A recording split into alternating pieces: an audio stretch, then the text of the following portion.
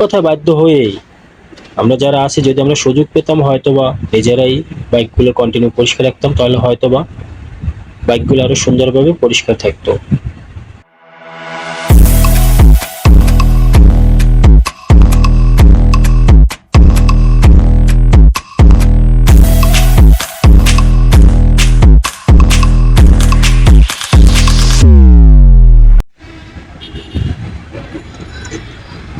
কেমন আছেন সবাই? আই হোপ ভালোই আছেন। আসলে প্রতিটা ক্রিয়ারই একটা ব্যতিক্রম ক্রিয়া আছে। যেমন আপনি ইট মারলে পাটকেলটি খেতে হয়, একটি কথা আছে। তো সেই হিসাব করে আপনি প্রতিটা জিনিসের যেভাবে ব্যবহার করবেন, আপনাকে ঠিক সেইভাবে ফিডব্যাক দেওয়ার চেষ্টা করবে প্রতিটা জিনিসই। সেই হিসেবে আমি আমার বাইকটার এটাকে কন্টিনিউ একটা ভালো যত্ন নিয়েছি। এই বর্ষার কারণে আমার বাইকটা তেমন একটা যত্ন নেওয়া হয় না, যেখানে সেখানে ফেলে রাখতাম, সঠিকভাবে ব্যবহার করতাম না। বাইকটাকে যতটা সম্ভব খুবই রাফভাবে ব্যবহার করেছি, কোনো যত্ন নেওয়া হয়নি। তো আজকে অনেকদিন পরে একটু সময় পেয়েছি, তাই চিন্তা করলাম আজকে একটু বাইকটাকে ওয়াশে না নিয়ে নিজেই আজকে ওয়াশ করব।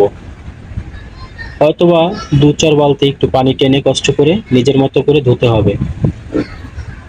আসলে আপনি প্রতিটা জিনিসই, আপনার কাজগুলো যদি আপনি অন্য মানুষের হাতে করান, তাহলে আপনার কাজ পরিপূর্ণ মানে নিজের তৃপ্তিবোধ আসবে না। তো নিজের কাজ নিজে করতে পারলে নিজে স্যাটিসফাই হওয়া সম্ভব। ফুল জ্যাম একটা, কি একটা পরিস্থিতি! এই সময় জ্যাম পড়া লাগে, সামনে তো একেবারেই ফাঁকা নেই। আরে বাবা, আমি এমন একটা শহরে বসবাস করি যেখানে প্রাইভেট কার দাঁড় করে রেখেছে শুধু একজন মানে মালিক উঠবে বিদায়, তাই কতখানি সামনে ফাঁকা গ্যাপ। যাই হোক, কিছুই করার নেই। আজকে টার্গেট নিয়েছি, নিজের হাতে নিজে বাইকটা পরিষ্কার করব।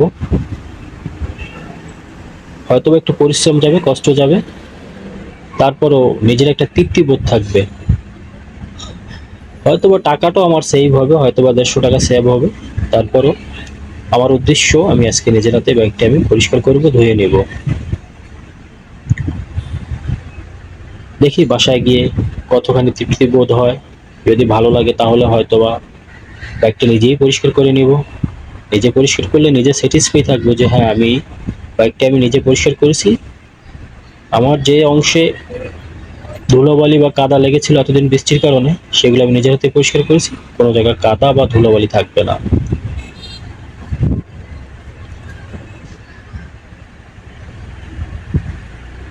সবাই চায় নিজের বাইকটা নিজে একটু যদি যত্ন করে রাখতে পারে, তাহলে নিজের কাছেই ভালো লাগে। কে কে আমার মতো বাইক পরিষ্কার করেন মাঝে মধ্যে একটু কমেন্টসে জানাবেন। আমার হয়ে ওঠে না কেন, শহরের বাড়িতে বিশেষ করে কোনো বাড়িওয়ালাই আপনাকে পানি দিতে চাবে না। না, আর বাইক পরিষ্কার করার মতো যথেষ্ট স্পেসও নাই, যার কারণে আমরা যারা শহরে বাস করি বিশেষ করে, তারা সবাই বাইক ওয়াশ সার্ভিসিং যেখানে করায় সেখানের উপর আমরা নির্ভরশীল। এক কথায় বাধ্য হয়েই আমরা যারা আছি, যদি আমরা সুযোগ পেতাম হয়তোবা নিজেরাই বাইকগুলো কন্টিনিউ পরিষ্কার রাখতাম, তাহলে হয়তোবা বাইকগুলো আরো সুন্দরভাবে পরিষ্কার থাকতো। এক কথায় উপরন্ত না পেয়েই আমরা বাইকগুলোকে বাইক ওয়াশে দিয়ে বাইক ওয়াশ করাই। শুধু বাইক ওয়াশ করাই, তারপর স্যাটিসফাইও হই না। কি আর করার, কাজ শুরু করে দিয়েছি। দেখি কতটা করতে পারি। আমি অলরেডি বাইক ওয়াশ করে ফেলেছি, সময় পেয়েছিলাম তাই কষ্ট হয়েছে, অনেক পরিশ্রম হচ্ছে আজকে বাইকটা ওয়াশ করতে। তবে নিজের মনের মতো করে পরিষ্কার করতে পেরেছি। চিপায় চাপায় যেসব জায়গায় ধুলোবালি বা কাদা লেগেছিল, ওগুলো নিজের মতো করে পরিষ্কার করতে পেরেছি। বাইক ওয়াশ করতে দিলে ওরা হয়তোবা উপর থেকে অনেক স্পিডে পানি পানি দেয়, হয়তোবা যেখানে যেখানে ধুলোবালি থাকে এগুলো পড়ে যায়, কিন্তু নর্মালি কিছু চিপা চাপা জায়গা আছে যেখানে পানি দেওয়া ওদের পক্ষেও সম্ভব না। আর আমরা নর্মালিও কখনো এটা খেয়াল করলেও, ওদেরকে বললে ওরা ওইখানে পানি দেওয়া ওদের মেশিন দিয়ে সম্ভব হয় না। মোটামুটি পরিষ্কার করে ধুয়ে নিছি, একটু মুছে নিচ্ছি।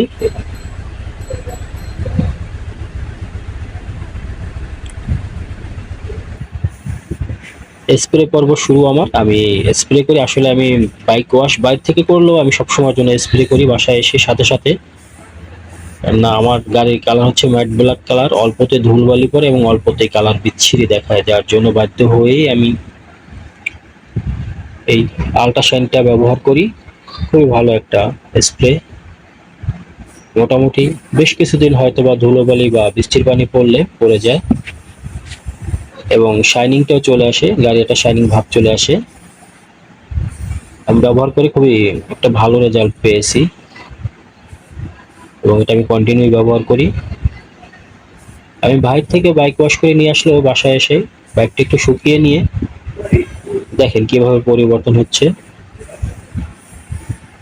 একবার ধূসর কালো হয়ে গেছিল, আমি স্প্রে করার সাথে সাথে এটা একটা পরিপূর্ণ একটা কালো হয়ে গেছে, দেখতে খুব শাইনিং শাইনিং একটা ভাব চলে আসছে। খেয়াল করে দেখেন কত সুন্দর একটা কালো একটা কালার চলে আসছে এবং শাইনিং একটা ভাব চলে আসছে।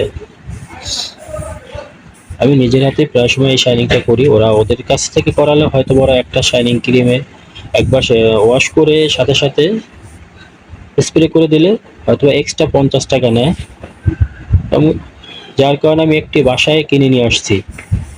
উদ্দেশ্য যে আমার যখন গাড়িটাকে পরিষ্কার করতে হবে তখন নিজের হাতে দিতে পারবো। একটা স্প্রে দিয়ে নর্মালি 10 বার ব্যবহার করা যায়। আর সর্বোচ্চ দাম পড়েছে এটার 250 না 300 টাকা দিয়ে নিয়েছিলাম। তো আমি 10 বার ব্যবহার করলেও আমার 250 টাকা সেভ, কেননা 10 বার আমি যদি ওদের হাতে স্প্রে করাই তাহলে 500 টাকা, তাহলে আমার 250 টাকা ফুল সেভ হয়ে যায়।